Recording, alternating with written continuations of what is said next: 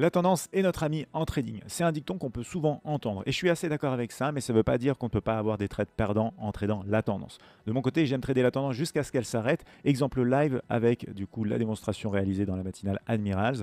J'ai été voir la tendance sur le graphique 15 minutes, elle était bel et bien haussière. Je descends ensuite sur le graphique 5 minutes. J'identifie une zone de demande ici et j'attends que le prix revienne la tester. Mais avant même que ce prix vienne tester cette zone de demande, j'ai aussi ici un creux qui est testé, un creux qui se situe juste ici et qui suscite déjà une première réaction. On sait que les marchés peuvent être parfois agressifs. Je décide ici d'utiliser le graphique M1 pour tenter une réaction par rapport à cette mèche ici, par rapport à ce creux précédent, pour revenir directement sur les sommets. Je trade dans la tendance, mais de manière plus agressive, et ici, clairement, ça ne fonctionne pas. Donc, premier trade perdant. Deuxième trade, j'attends le retour dans la zone, et il finit par arriver juste ici, où on peut voir ensuite le déroulement du scénario pour le retest du sommet, qui me permet d'avoir 52 points, un ratio à 1,44 réalisé sur la dernière partie de position, juste ici. Alors, comment exactement j'ai pris ces trades, puisque c'était des scénarios doublés? Attention, le premier trade unique sur graphique temps, deuxième trade sur graphique temps et graphique en mouvement. Sur graphique temps, vous voyez ici, première opportunité qui ne donne pas avec une perte de 20 points, et ensuite deuxième opportunité qui donne un TP1 à quasiment 20 points, TP2 à 36 points et TP final à 52 points.